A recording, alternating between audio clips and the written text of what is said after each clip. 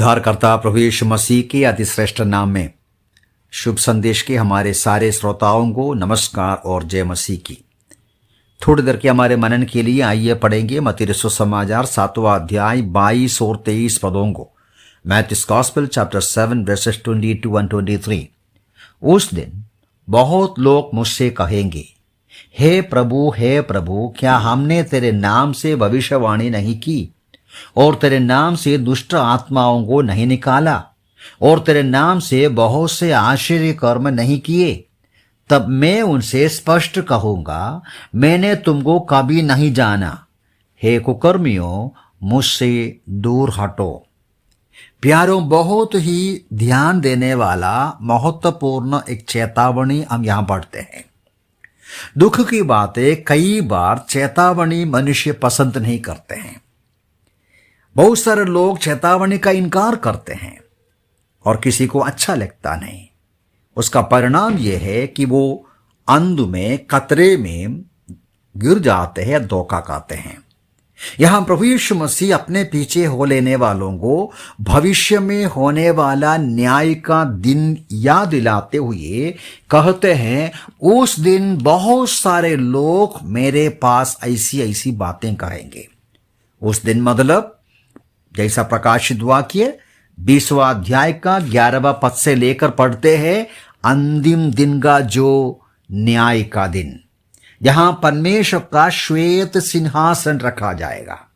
वहां हरेक मनुष्य जो मृतक है, छोटे हो बड़े हो, समुद्र में मरा हो या पहाड़ में मरा हो, सभी लोगों को वहां प्रस्तुत होना पड़ेगा। वहां लिखा है पुस्तकें खोला जाएगा और उसमें जैसा लिखा है वैसा उसका न्याय किया जाएगा। उस न्याय के समय में कुछ लोग यीशु मसीह के पास आकर कहेंगे, क्या कहेंगे? प्रभु प्रभु, प्रभु प्रभु, हे प्रभु, हम तेरे नाम में वचन सुनाया, आपके नाम में महान कार्य किया।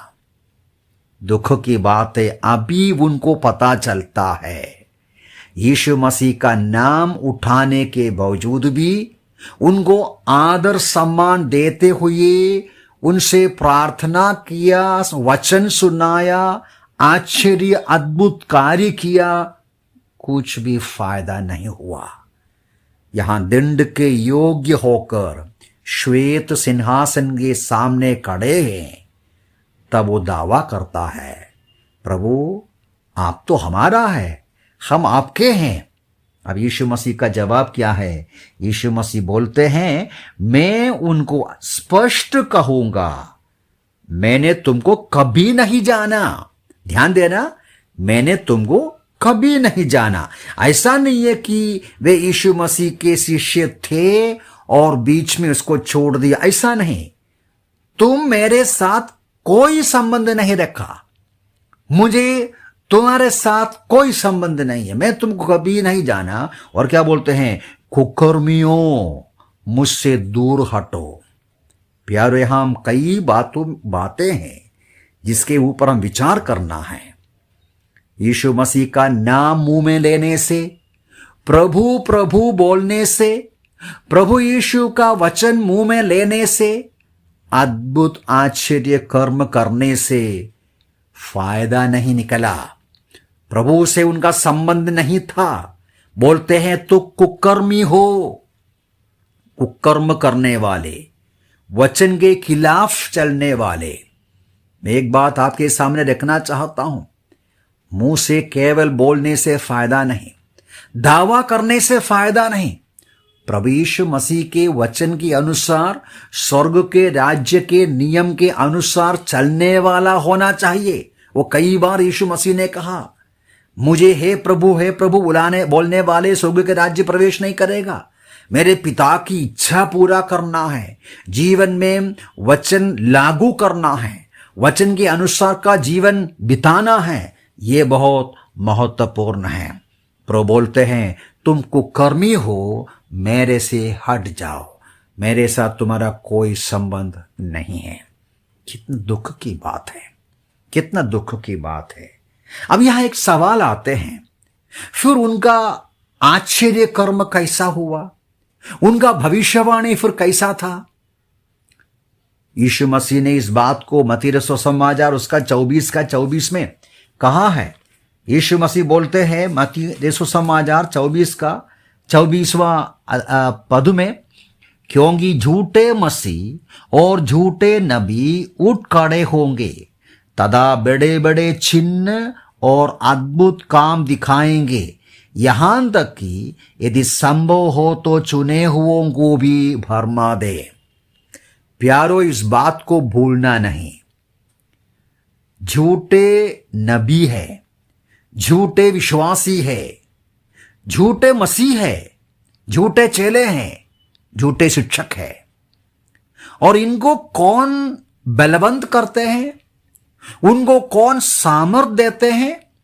वचन सिखाते हैं, शैतान सामर्थ देते हैं। कई लोग इस पर ध्यान नहीं देते हैं या कईयों को समझना यह मुश्किल होता है। पुराने नियम में हमको एक उदाहरण मिलता है, एग्जाम्पल मिलता है। मिस्र देश में मूसा और हारून फिरौन के पास जाते हैं। परमेश्वर के कहने के अनुसार मूसा का जो लाठी है नीचे डालते हैं और मूसा का उस लाठी वो सर्प बन जाते हैं। अब बाद में पढ़ते हैं, फिरौन अपने पंडितों को, जादूगरों को बुलवाया और वे भी अपने जादूगरी के द्वारा वैसा ही किया।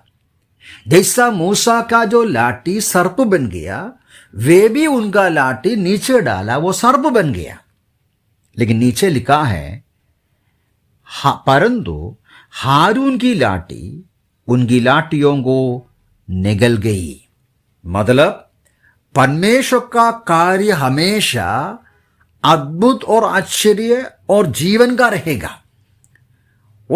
उसके ऊपर वो प्रभुता करेगा। और वो शैतान सर्वशक्तिमान नहीं है, परमेश्वर सर्वशक्तिमान है।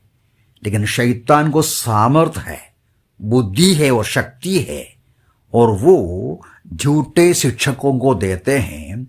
और उन झूठे शिक्षक शैतान के सामर्थ के द्वारा मनुष्य के नजर में महान काम करते हैं। और हमें लगेगा वो मसीह के नाम से करते हैं। यह बहुत ही धोखादायक एक बात है। शैतान का एजेंस या दुष्ट का दूत जो भूत कहते हैं, वे परमेश्वर का स्वर्गदूत के रूप में आते हैं। इसलिए वो खुद धोखा कहते हैं, दूसरों को भी धोखा देते हैं। हमें अपने आप को जांचने का महत्वपूर्ण एक चेतावनी है।